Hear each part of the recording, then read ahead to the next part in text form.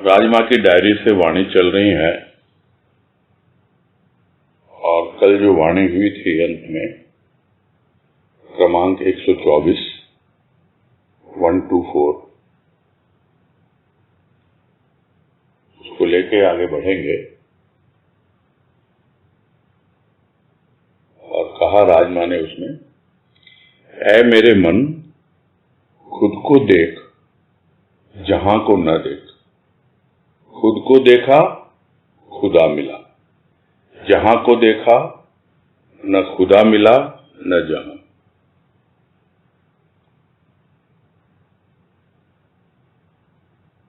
और यह तो बिल्कुल स्पष्ट है भाव कि खुद को ही देखना है। जो जहां को देखता रहता है, दुनिया को देखता रहता है और सोचता है यह दुनिया मुझे मिल जाएगी, तो क्या मिल जाएगी? क्या है इस दुनिया में?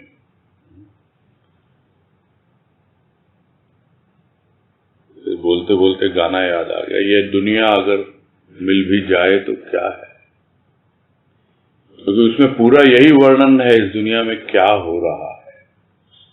तो दुनिया मिलती भी नहीं है और मिल भी जाए तो क्या है, लेकिन यदि खुद को पाले तो खुदा को पाले, यानी अपने आप को पाले तो अपने आप ही अपने भीतर उस भगवान को पा लेता है। आज है क्रम संख्या 125 125 और इसमें कह रहे हैं, नाम का मान क्या करूं, मान है प्रभु का कि मेरा नाम मिटा दिया नाम करके।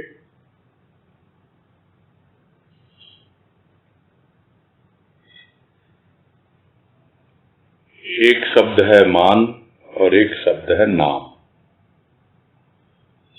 तो किसी का अगर नाम हो रहा हो तो क्या वो नाम का अभिमान करता है, मान करता है, अपनी बड़ाई समझता है? गुरुदेव ने तो एक लेख लिख दिया, काम तेरा नाम मेरा। यानी अगर मेरा नाम हो रहा है तो मैं उस ओर ध्यान ही नहीं देता, क्योंकि मेरा काम क्या है? मेरा काम तेरे निमित्त है, तेरा नाम संसार में फैले, लोग तुझे जाने, यही काम है भक्त का। और उस काम में यदि उसका थोड़ा बहुत नाम होता भी है तो वो उसको गौर नहीं करता, उस पर अभिमान नहीं करता। तो क्या नाम का मान करूं मैं? कोई मतलब ही नहीं है। अरे यहां तो जो भी मान है, यानी जो भी रिस्पेक्ट है, जो कुछ भी श्रद्धा है उसके प्रति, किसके प्रति है? अपने प्रभु के प्रति है। उसी का मान है, उसी की बड़ाई है। हमारी क्या बड़ाई है? किस लिए बड़ाई है उसकी? कि मेरा नाम मिटा दिया, कि अब मेरा नाम है ही नहीं। जिस नाम को लेकर के मैं पागल था और उस नाम की प्रसिद्धि के लिए लगा हुआ था, वो नाम है ही नहीं। तो कैसे मिटा दिया वो नाम? नाम करके, यानी वो नाम अपने नाम लिख लिया, क्योंकि अब अपनी कोई पहचान है ही नहीं, अपना कोई नाम है ही नहीं। क्योंकि एक नाम जो होता है वही तो उसकी पहचान होती है। कोई भी हमसे पूछता है कि भाई आप कौन, तो हम अपना नाम बताते हैं। किंतु भक्त क्या कहता है? भक्त को पूछो तुम कौन, तो वो अपना नाम नहीं बताता, वो अपने प्रभु का नाम बताता है कि मैं उसका भक्त। वो अपने आप को तो भूल चुका है, अपने आप को तो उसने मिटा दिया है। तभी तो वो जो शेर अक्सर मैं कहा करता हूं कि तुम्हारे नाम से मुझे जान जाते हैं लोग, तुम्हारे नाम से मुझे जान जाते हैं लोग। मैं वो खोई हुई चीज हूं जिसका पता तुम हो। मैं वो खोई हुई चीज जिसका पता तुम हो। यानी मेरी मैं तो खो गई, मेरा नाम तो खो गया।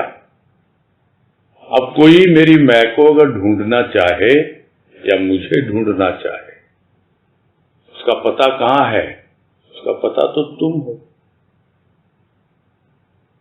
जो तुम्हारे पास आता है अपने आप ही उसको मैं का पता मिल जाता है। अपने आप ही वो खुद को देखना सीख जाता है।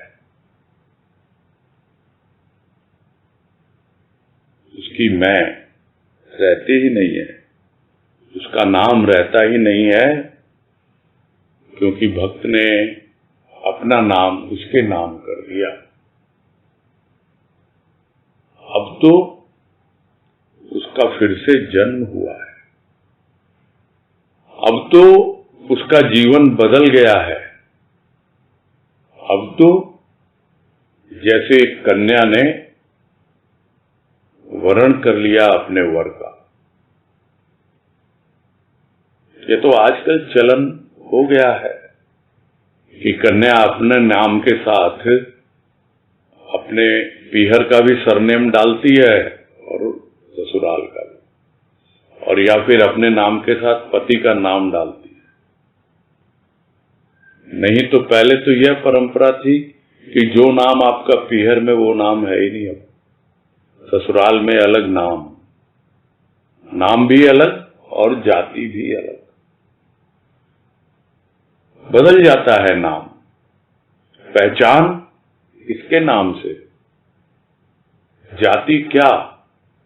तो भक्त की तो एक ही जाति होती है और वो है भक्ति, भगवान की भक्ति, और नाम से उसे कोई लेना देना नहीं। कोई अगर पहचानना चाहता है, भक्त को जानना चाहता है, तो उसके पास अपने नाम का कोई मान नहीं है। यदि मान है, बड़ाई है कुछ, किसके गुणगान करता है वो है उसका प्रभु। आगे है क्रमांक 126, 126, और इसमें कह रहे हैं, अक्स पड़ा दिल पर तेरा, आसक्त हुई मैं। अब हा शक्तिहीन का आश्रय तू ही तो है। अक्स पड़ा दिल पर तेरा, आसक्त हुई मैं। अब हा शक्तिहीन का आश्रय तू ही तो है। अक्स का मतलब उसकी छाया, उसकी परछाई, उसका आकार, उसकी बाउंड्री लाइन, जो भी पहचान होती है। जैसे छाया में क्या होता है? अंधेरा ही होता है, किंतु उस छाया से भी पहचाना जा सकता है। किस प्रकार से? उसकी जो बाउंड्री लाइन होती है, उसका जो नक्श होता है, नक्शा।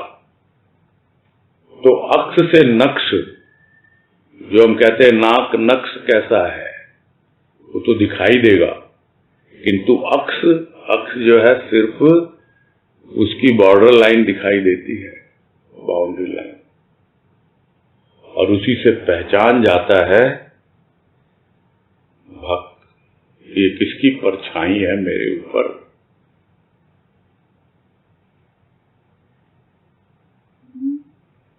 हाथ में बंसी है किंतु परछाई में भी दिख जाती है।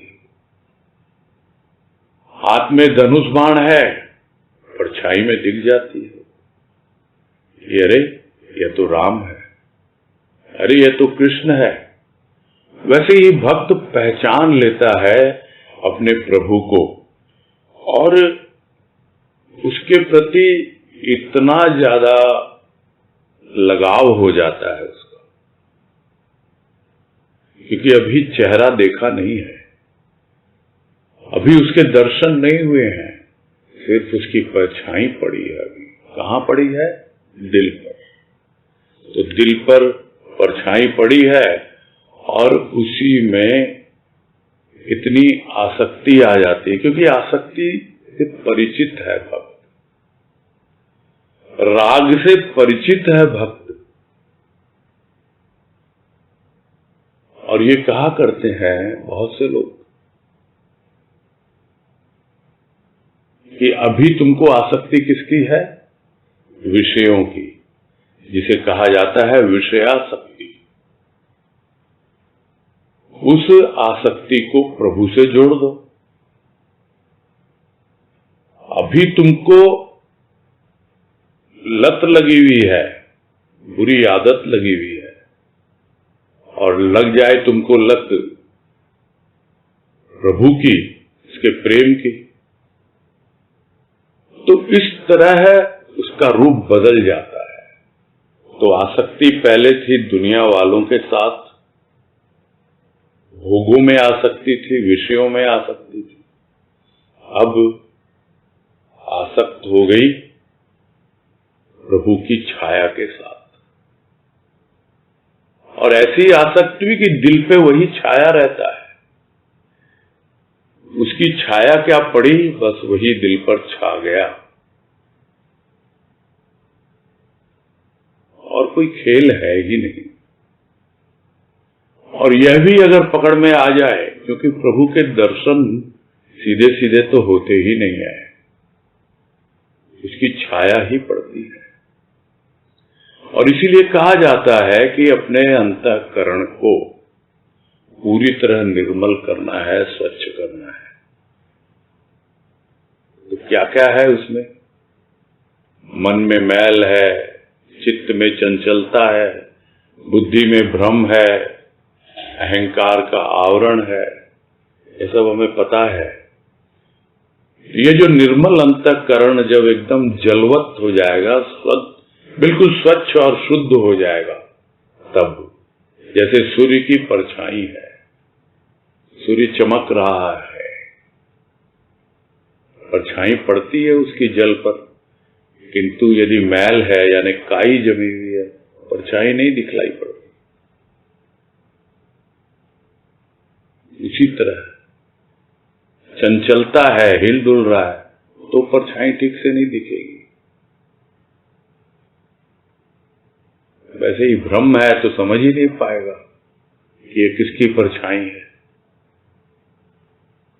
और आवरण है अगर, यानी कोई सूर्य के सामने बादल आ गया, तब तो आएगा ही नहीं, नीचे परछाई ही नहीं पड़ेगी। तो दिल पर जब परछाई पड़ गई, छाया पड़ गई उसकी, तब एकदम स्पष्ट समझ में आ जाता है जो गुरुदेव अपने एक प्रवचन में समझाते हैं, और वो हमने कई बार मेंशन भी किया है, छाया काया माया, कि सारा का सारा खेल छाया का है।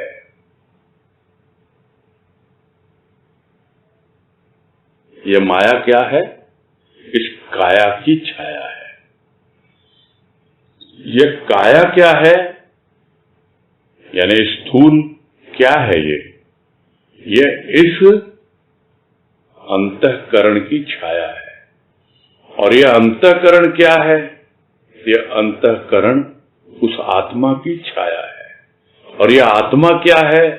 यह परमात्मा की छाया है। तो अगर जिसको आत्मानुभूति हो भी जाती है, कहा जाता है, वो भी क्या है? वो छाया ही देखता है। अभी वो छाया पड़ी है दिल पर, उसका आंख जैसे ही दिल पर पड़ा, एकदम उसके प्रति आसक्त हो गया, किंतु आगे बढ़ नहीं पा रहा है, समझ नहीं पा रहा है। इसलिए पुकारता है कि अब तो तू आ, और मेरे पास इतनी शक्ति नहीं है कि मैं आगे बढ़ पाऊं, मैं तो इतना आसक्त हो गई हूं इसी में जो मेरे ऊपर, दिल के ऊपर अक्स पड़ा है, छाया पड़ी है। मैं शक्तिहीन, उसका आश्रय तो तू ही है ना। भक्त का आश्रय तो भगवान ही है, वही उसको शक्ति देगा, वही उसको आगे बढ़ाएगा। किंतु यह समझ में अगर आ जाए कि आसक्त हो गई तो भी बहुत है, क्योंकि जो आसक्त हो जाता है वो बस उसी में ही लगा रहता है, यानी वो दिल में छाया पड़ गई उसकी, बस वो उससे आगे नहीं बढ़ेगा। हृदय में अनुभूति आ गई भाव की, उसकी छाया पड़ गई, बस वो उससे आगे नहीं बढ़ेगा। किंतु जो आगे बढ़ना चाहता है वो अनुभव कर रहा है कि नहीं, मुझ में इतनी शक्ति नहीं है, तू ही तो मेरा आश्रय है, मुझे आगे बढ़ा, मुझे शक्ति दे। आगे है क्रम संख्या 127, 1 to 7।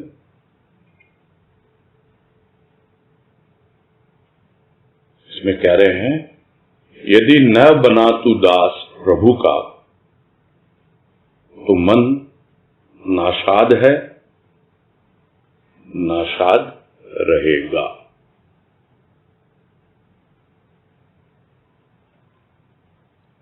तो एक तो होता है दास, और वो दास क्या चाहता है, जो पहले भी एक वाणी में बताया, वो दास चाहता है कि सदा सदा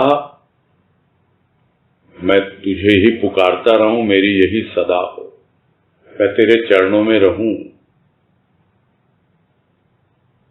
यहां दूसरे ढंग से बता रहे हैं कि यदि तू दास नहीं बना प्रभु का, विचार कर ले, तो ये तुम्हारा मन जो है नाशाद है, नाशाद रहेगा। नाशाद यह एक उर्दू शब्द है। शाद यानी प्रसन्नता, खुशी, और नाशाद यानी उसका उल्टा, नाखुश रहेगा, अप्रसन्न रहेगा, परेशान रहेगा, दुखी रहेगा। तो आज अगर तेरा मन नाशाद है तो क्या करना, सबसे पहले दौड़ के जा प्रभु के चरणों में और उससे प्रार्थना कर, मैं तेरा दास हूं। दासी ही नहीं, दासानुदास हूं, यानी तुम्हारे जो दास हैं उसका भी दास हूं मैं तो। तब जाकर ये उदासी दूर होती है, तब जाकर मन में जो नासाद है, यानी जो खिन्न है मन, परेशान है मन, दुखी है मन, वो दूर होगा। और अगर ऐसा नहीं किया तुमने, यदि तू दास नहीं बना, तो जैसा चल रहा है वैसा ही चलता रहेगा, किसी भी प्रकार के परिवर्तन की कोई संभावना है ही नहीं। रोता रहा है, रोता रहेगा। और वाणी में कहा कल परसों कि रोता हुआ आया है, रोता हुआ जाएगा, और जीवन भर रोता ही रहेगा। कभी प्रसन्न चित्त नहीं हो पाएगा, कभी शाद नहीं आएगा तेरे जीवन में, प्रसन्नता नहीं आएगी। तो यह समझ लो, तो इसकी शुरुआत कहां से होती है? प्रभु का दास बनने से। आगे है 128 दानी नहीं नादान हूं, प्राणों को गंवाती हूं, लुटाती नहीं। गंवा दिया जो क्षण, वह हार गई दांव पर, लुटा दिया जो क्षण, वह आनंद बनकर जीवित है।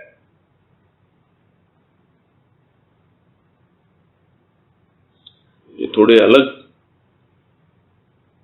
टाइप की वाणी है, थोड़ा भाव थोड़ा डिफरेंट है इसमें, जैसा समझ में आ रहा है। कि भाई ठीक है, तू प्रभु का दास बन गया, तो कुछ तो तुझे दिया है तुम्हारे प्रभु ने, तो क्या बस अपना ही घर भरने के लिए है? क्या अपनी ही तिजोरी भरने के लिए है? दिया है प्रभु ने, क्या दिया है? प्राणों की पूंजी दी है तुमको। यह श्वासों की पूंजी है प्राणों की तिजोरी में। तो क्या तू दान करती है? कहते नहीं, दानी नहीं हूं मैं, नादान हूं। मुझे अभी समझ में नहीं आया कि दान कैसे किया जाता है, दान होता क्या है। मैं तो नादान हूं, इसलिए जो श्वासों की पूंजी है वो गंवा रही हूं, यानी बर्बाद हो रही है। पूंजी गंवाना मतलब क्या होता है? लौट के कब आएगी? नहीं आएगी।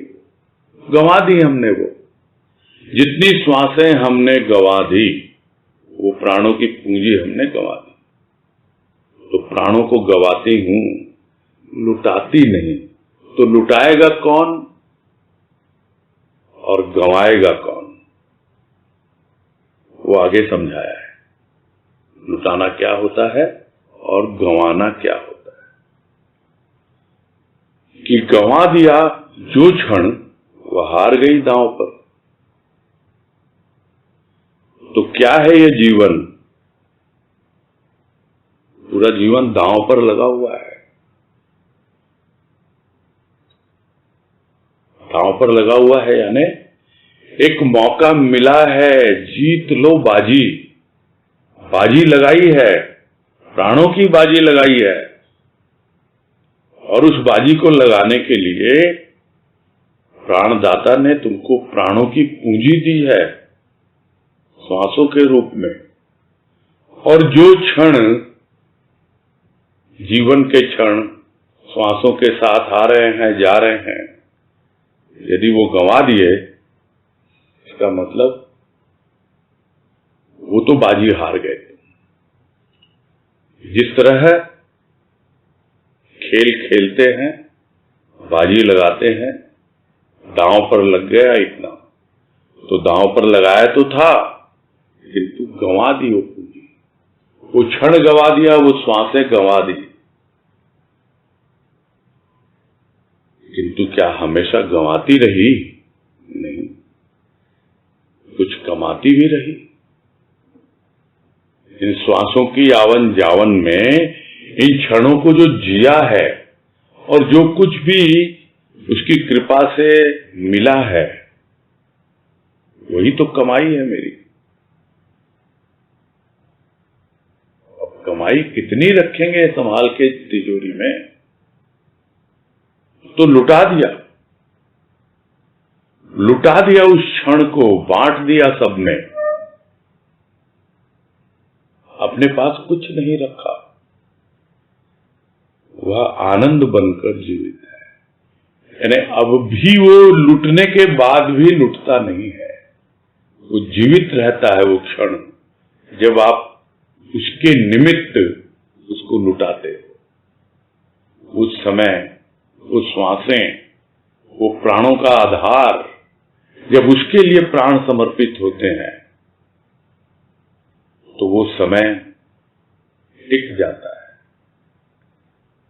लुट कर भी लुटता नहीं है, ठहर जाता है, आनंद बनकर जीवित रहता है, कभी भी मरता नहीं है उस क्षण। नहीं तो एक क्षण आया, निकल गया हाथ से। आपने जिंदगी जो दांव पे लगाई है, हार गए उसको, उन क्षणों को हार गए, उन श्वासों को हार गए।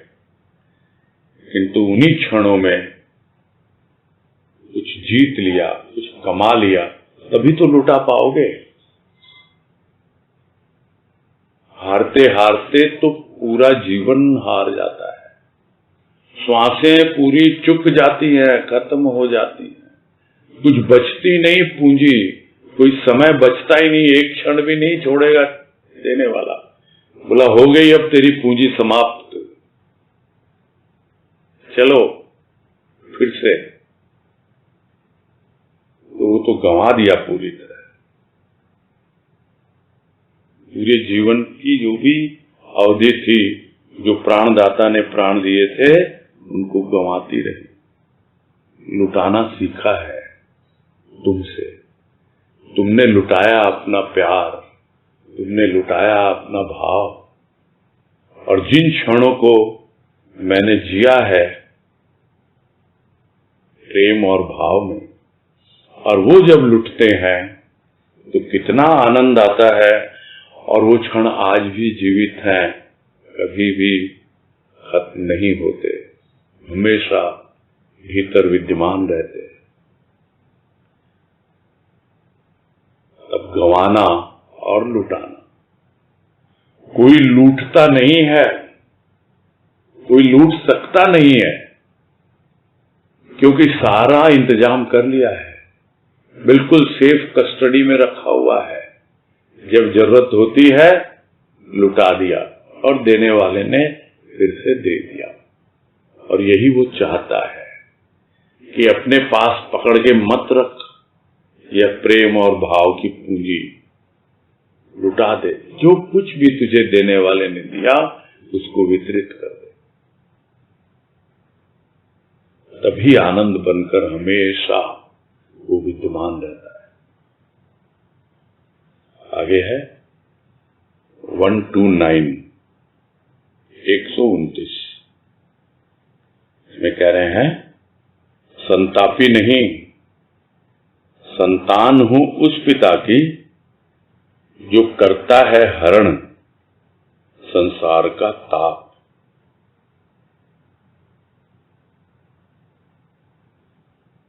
तो जो संसार का ताप हरण करता है, अगर उसकी संतान है, कौन है वो? वो है संत। एकमात्र संत ही है जो संताप का ताप दूर करता है।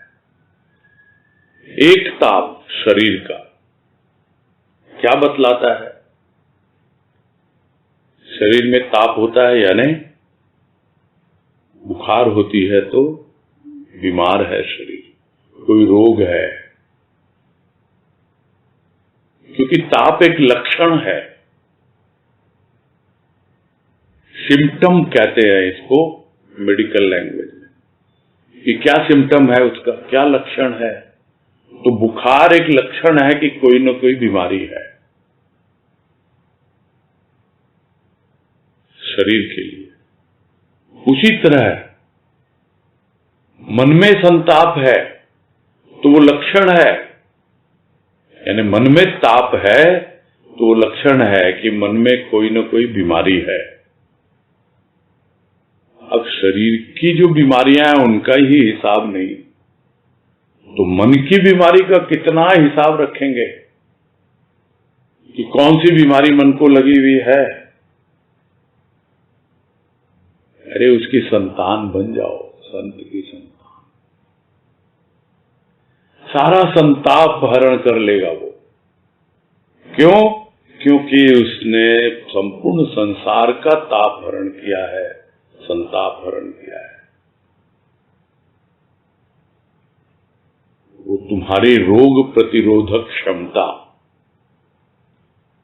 जिसको कहते हैं इम्यूनिटी, इम्यूनिटी इतनी बढ़ा देता है कि कोई रोग भीतर लगता ही नहीं है।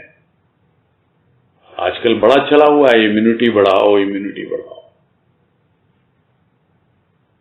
वो इम्यूनिटी शरीर की होती है, यह इम्यूनिटी मन की है। तो मन की इम्यूनिटी, रोग प्रतिरोधक क्षमता इतनी बढ़ जाती है कि मन को कोई रोग लगता नहीं है। और इतना ही नहीं, समय समय पर जिस तरह कुछ अलग किस्म की बीमारी चल जाती है, वायरस जैसे आया हुआ है, तो उसके लिए उसके पास सब दवाएं हैं।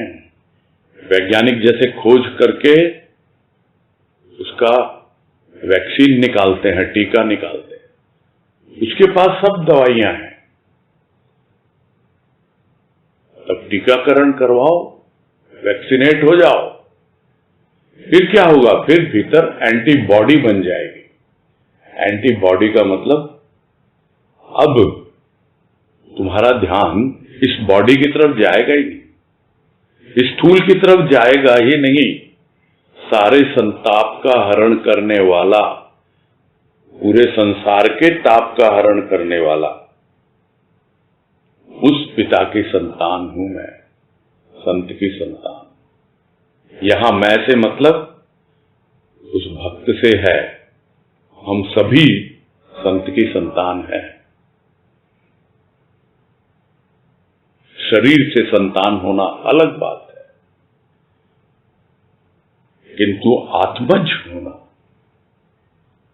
अक्सर पुत्र को आत्मज कहा जाता है, किंतु हम सब उसके आत्मज हैं। यानी हमारा जन्म उसकी आत्मा से हुआ है, और तब जाकर सूक्ष्म में पूरी तरह हमारी इम्यूनिटी होती है, क्योंकि वो जीन्स हैं हमारे भीतर। जैसे बॉडी में जीन्स होते हैं, वैसे ही हमारे सूक्ष्म शरीर में, हमारे अंतःकरण में वो जीन्स समा जाते हैं। एकदम इम्यूनिटी बढ़ जाती है, एंटीबॉडी डेवलप हो जाती है। कोई स्थूल का भाव नहीं, सूक्ष्म में ही रमण करना। अब संताप का है ही नहीं संताप। इसी का कारण बता रहे हैं कि मैं संतापी नहीं हूं। क्यों नहीं हूं? क्योंकि मैं संतान हूं संत की, उस पिता की जो संपूर्ण संसार का ताप हरण करता है। आगे है क्रमांक 130, 130, और इसमें कह रहे हैं, वीरान हो जाता यह चमन यदि मन के वशीभूत हो चलती। चल दिया मन चरण शरण में, अब चमन में अमन है, चैन है, वंशी की गूंज है।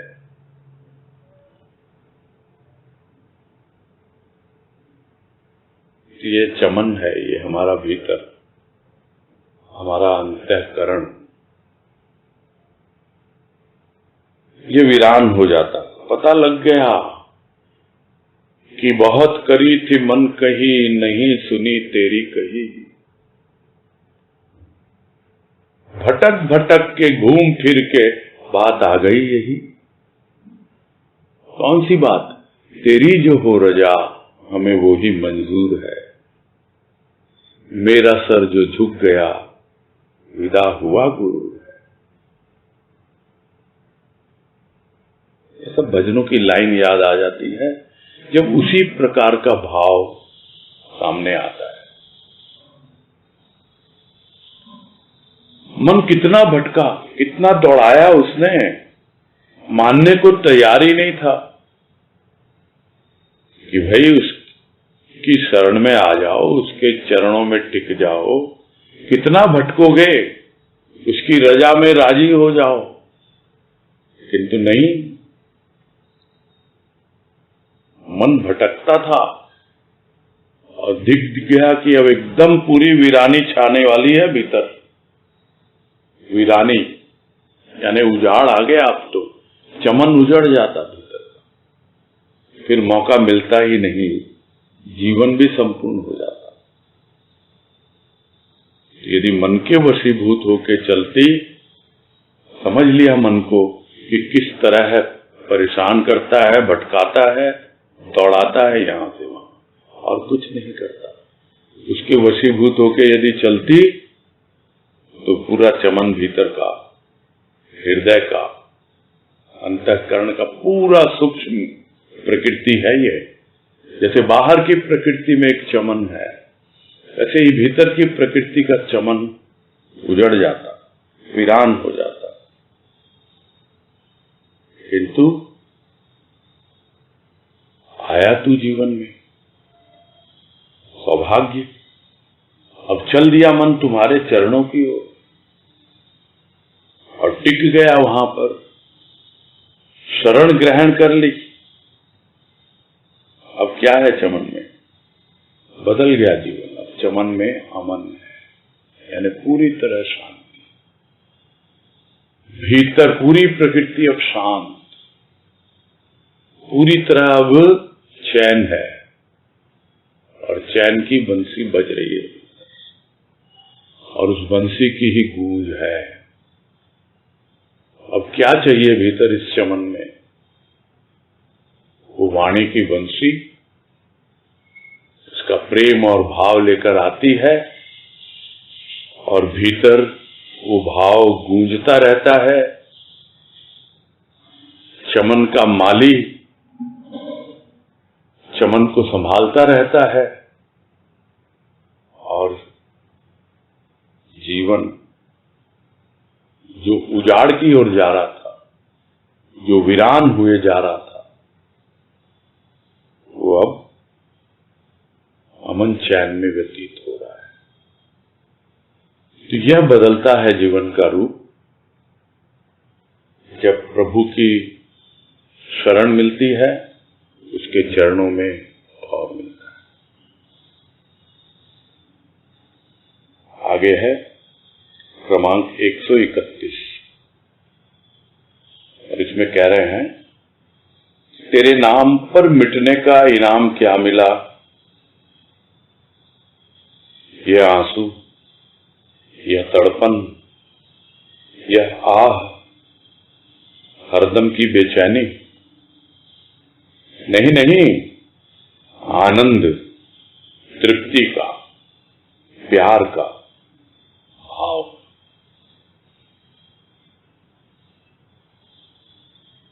यानी अब स्थिति बदल चुकी है। पहले यही लगता था कि तुम आए जीवन में और बस क्या लेके आए? आंसू लेके आए। भीतर तड़प है मिलने की तुमसे, विरह के आंसू बहाए जा रहे हैं, बार बार अंदर से आह निकल रही है, भीतर एक ज्वाला धधक रही है और इन आंसुओं से उसको बुझाने का प्रयास हो रहा है। तो क्या यही इनाम दिया तुमने अपने नाम पर मर मिटने का? यह तो बड़ी प्रारंभिक अवस्था थी, जब तड़पन थी, बेचैनी थी, आह भरते थे, आंसू बहाते थे। ये तो बहुत ही शुरुआत की बात थी। अब क्या? अब मिल गया इनाम। इनाम कब मिलता है? इनाम मिलता है किसी अचीवमेंट के बाद, यानी जहां पहुंचना है वहां पहुंच गया तो प्राइज मिलेगा, इनाम मिलेगा। और नहीं तो आप दौड़ते रहो जीवन की दौड़, चाहे स्थूल में चाहे सूक्ष्म में, चलते रहो, भागते रहो, रोते रहो, तड़पते रहो, आह भरते रहो। किंतु जब पहुंच जाता है अपने लक्ष्य पर, तब उसे पता लगता है कि अब मुझे इनाम मिला।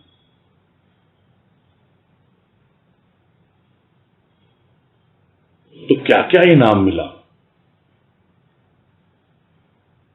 कई तरह के इनाम होते हैं। यहां दूसरा है इनाम का रूप, और मुझे तो भजन की पंक्ति याद आ जाती है कि प्रेम तू कृपा तेरी, करुणा क्षमा तेरी। प्रेम तू कृपा तेरी, करुणा क्षमा तेरी, भक्तों को तूने ढेर से इनाम दे दिए। ये इतने ढेर सारे इनाम तूने दिए। प्रेम, हमेशा तुम्हारी कृपा से आप प्लावित रहते हैं। करुणा, क्षमा, ये सब शब्द सुने थे। तो इतने सारे इनाम तुमने दे दिए, एक एक अचीवमेंट के बाद, एक एक पड़ाव पार करते करते जब पहुंच गए अपने डेस्टिनेशन पर, तब क्या इनाम मिला? आनंद का इनाम मिला। और वो आनंद किसका? तृप्ति का, कि जो मुझे करना था मैंने कर लिया, जहां मुझे पहुंचना था मैं पहुंच गया। कैसे? उसके प्रेम से, उसके भाव से, उसकी कृपा से। तो यही है। अब तृप्ति है, संतुष्टि है, और इस चमन में अमन है, शांति है। जल्दी से संतोष ही नहीं होता प्राणी को, वो भी एक इनाम का रूप है कि संतोष होना आ जाए, संतोष करना आ जाए, संतोष मिलने लग जाए कि जितनी मेरी पात्रता है, योग्यता है, प्रभु मुझे दे रहा है इनाम के रूप में। क्या है वो इनाम? वो इनाम है संतोष।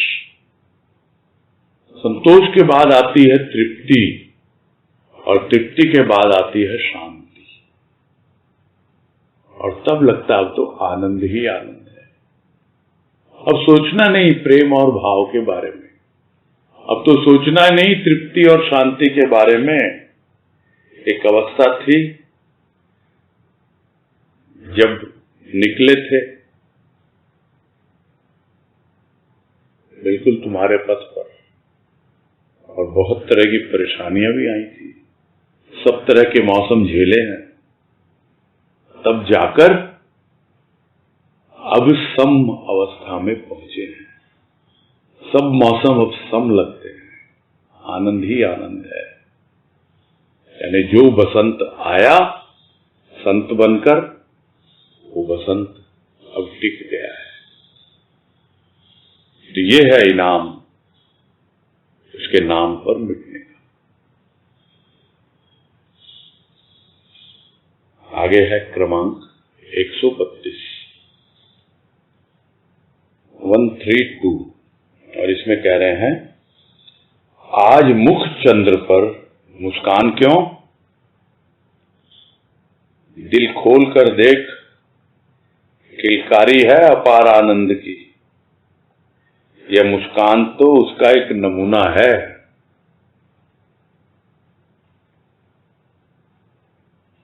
खुद ही खुद को देख रहा है और खुद ही खुद पर रीझ रहा है, और कुछ इतना प्रसन्न हो रहा है भक्त कि आज तुम्हारे मुख चंद्र पे अपने आप को देखकर कह रहा है कि इतनी मुस्कान क्यों है भाई तुम्हारे भीतर? बाहर दिख रही है, प्रकट हो रही है। कभी कभी तो किसी को दिखाने के लिए होती है, कुछ सुन के होती है, पढ़ के होती है, और कभी कभी तो एकदम अनायास अपने आप बिना कुछ किए। तब क्या कहेगा भक्त? जो राजमा ने अपने भजन में कहा, किसे सुनाए किसे दिखाएं, मन ही मन मुस्कान उठे। तो अपने आप को देख रहा है कि आज इस मुख चंद्र पर मुस्कान क्यों? ये चंद्रमा सा मुख, आज इस पर मुस्कान है। तो अभी तो मुस्कान आई है ना, किंतु कहां से आई है वो? यह जो भीतर तेरे बाल रूप विद्यमान है, जो किलकारियां भर रहा है, यही अवस्था हो जाती है। मन बिल्कुल बच्चा हो जाता है।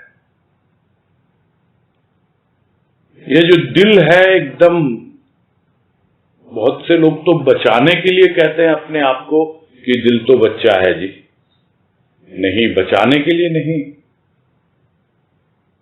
जो बचाने के लिए कहते हैं वो बचकाना है, बेतुका है। किंतु जो अपने आप को देख रहा है, समझ रहा है कि जैसे बच्चा अपने आप मुस्कुरा रहा है, किंतु बोला दिल को देख, अपने दिल में, अरे वहां तो किलकारी हो रही है। किसकी है? अपार आनंद की। एक ऐसा आनंद जिसका कोई पार नहीं, जिसकी कोई सीमा नहीं, ऐसा आनंद भीतर अनुभव हो रहा है। और यह जो मुस्कान चेहरे पे नजर आ रही है, यह तो उसका एक नमूना मात्र है, एक सैंपल है। ये तो दिखाने के लिए है। ये अभी गोडाउन में तो कितना भरा हुआ है, ये तो सैंपल है दिखाने के लिए। कितना दिल में भरा हुआ है उसका अपार आनंद, जिसका कोई पारावार नहीं, असीम और अनंत। और मुंह पर हल्की सी मुस्कान उठ रही है, ये मुख चंद्र पर। तो दिल को खोल के देख, दिल खोल के हंसेगा तो लोग समझ नहीं पाएंगे। संभाल इस किलकारी को, और तब समझ में आएगा कि अपार आनंद की है। और चेहरे से जो एक मुस्कान का रूप बन रहा है, वो तो एक सैंपल है। आगे क्रमांक 133, 133। शून्य था हृदय, शुष्क था हृदय, जिसे पाना चाहता वही दूर। आज गूंज रही है तेरी वाणी, प्रवाहित है तेरा भाव। अब किसे चाहूं तेरे सिवा।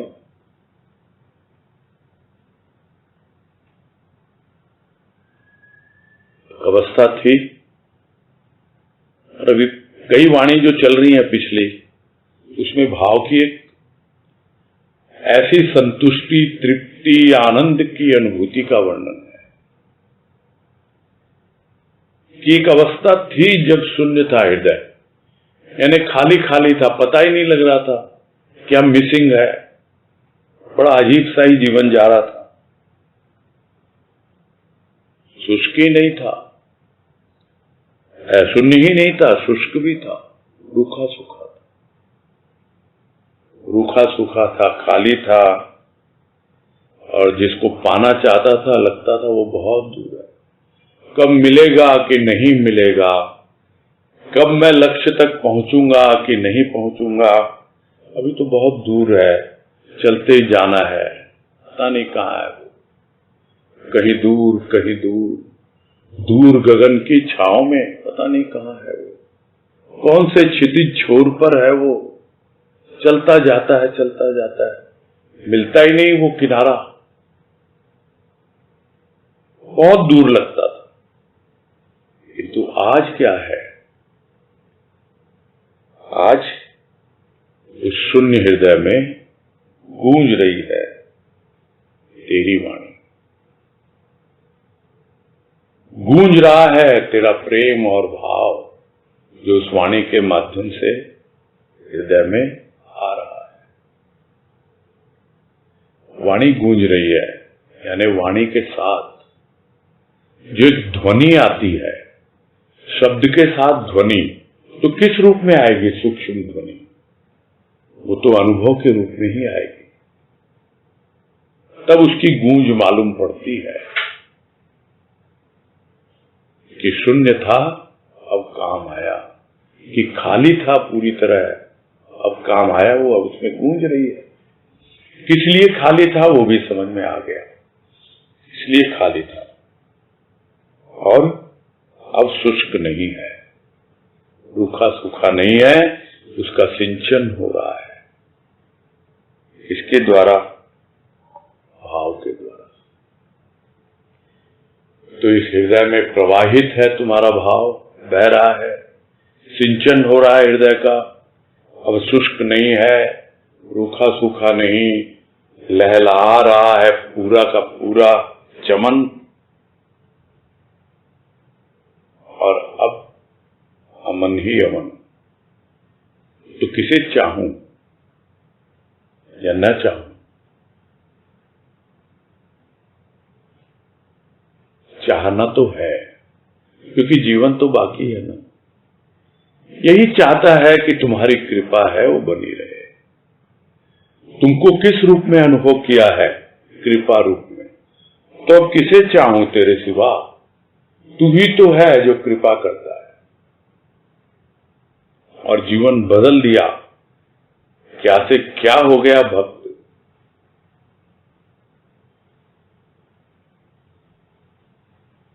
कोई कहता है क्या से क्या हो गया बेवफा तेरे प्यार में।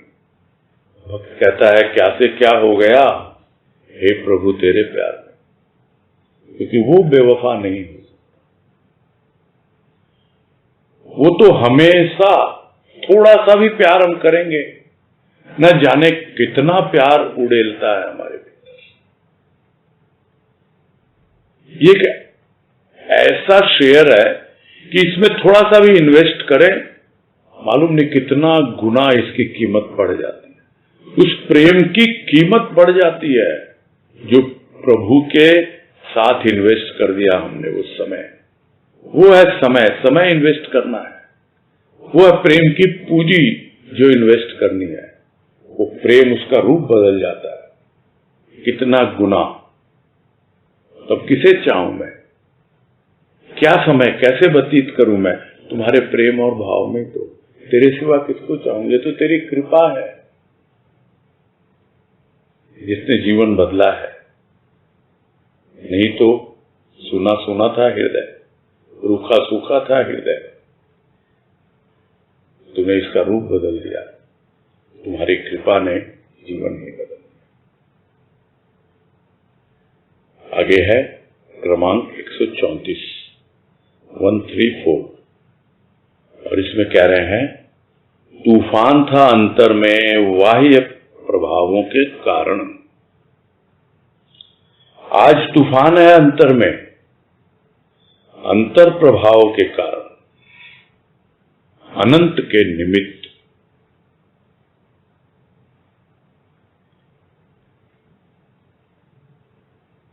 तूफान तो आता ही है अंतर में, भीतर में। बाहर के तूफान को देखकर भी बहुत भयभीत होता है। तूफान बाहर का क्या मालूम क्या करके जाएगा, क्योंकि तूफान होते ही है कुछ न कुछ तहस नहस करने के लिए, निस्त नाबूद करने के लिए। पता नहीं क्या से क्या अवस्था बन जाती है। तो बाहर के कुछ ऐसी स्थिति परिस्थिति आती है तूफान के रूप में, और उसका प्रभाव पड़ रहा था भीतर में। अंतर में तूफान आता, बाहर की स्थिति परिस्थिति के कारण, बाह्य प्रभाव के कारण, यानी बाहर के प्रभाव के कारण भीतर तूफान उठता था। तूफान तो अब भी उठता है, किंतु बाहर के कारण नहीं, अब भीतर के कारण। बाहर का कोई प्रभाव नहीं है, कोई प्रभावित नहीं करता। स्थूल की कोई भी बातें अब प्रभावित नहीं करती, करती भी है तो थोड़ी सी। तूफान नहीं उठता अब भीतर में। अब तो जो भीतर तूफान उठ रहा है वो अंतर प्रभाव के कारण है।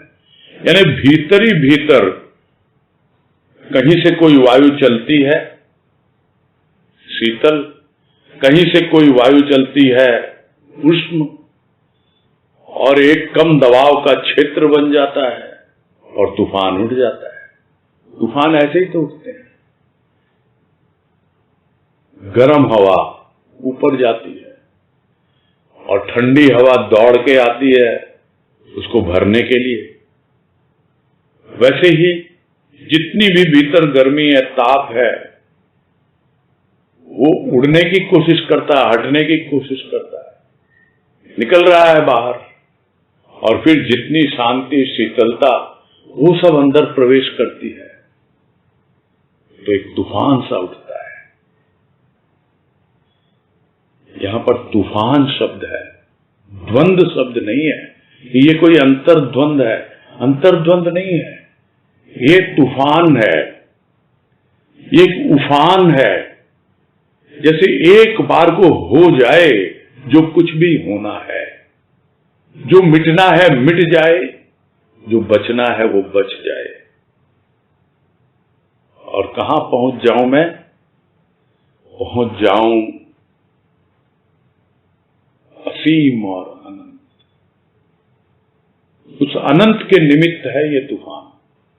बस मुझे उड़ा के ले जाए ये तो वहां पहुंचा दे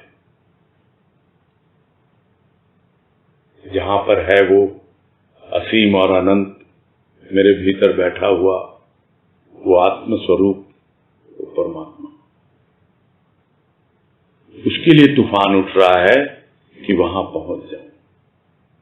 तो एक तूफान बाहर का जो प्रभाव भीतर डालता है,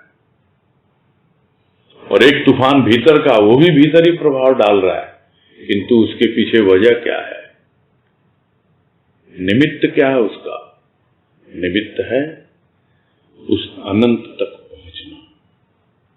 वहां जिस दिन पहुंच जाता है उस दिन तूफान भी शांत हो जाता है। और वो अगली वाणी में आएगा जो कल पढ़ेंगे। आज यही पूरा करते हैं।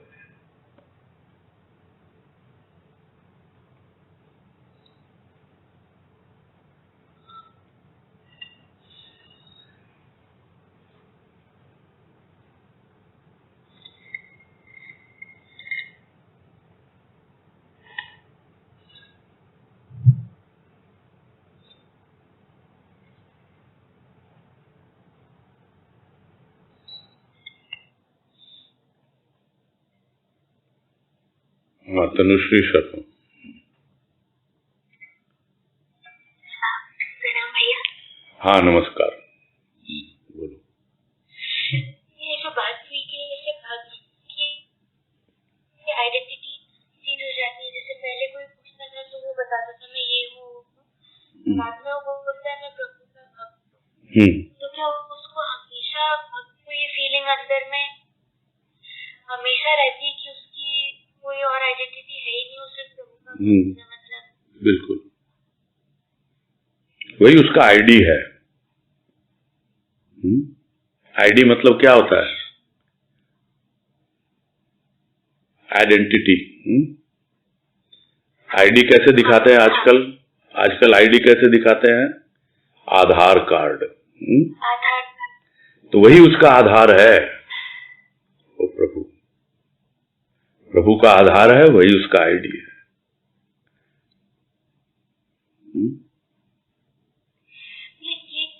कि पूरी तरह ज्ञान होने में तो बहुत टाइम लगता है, तो बीच की तो भी आइडेंटिटी तो उसकी अपनी होती नहीं है। ज्ञानी भी भक्त बना रहता है, अगर ना हो तो फिर वो भटक जाएगा। ज्ञान होने के बाद भी यदि भक्ति में नहीं लगेगा तो भटक जाएगा, अहंकार हावी हो जाएगा। बहुत बड़ी विडंबना है ये।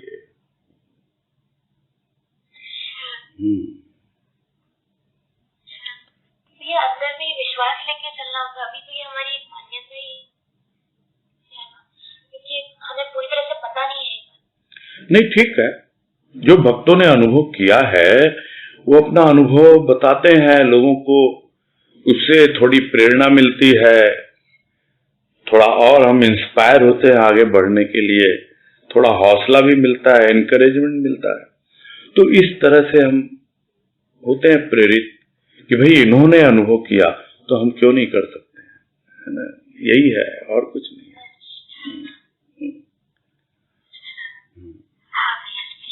नहीं, जब आप हैंड रेस, मैं बताता हूं, मैं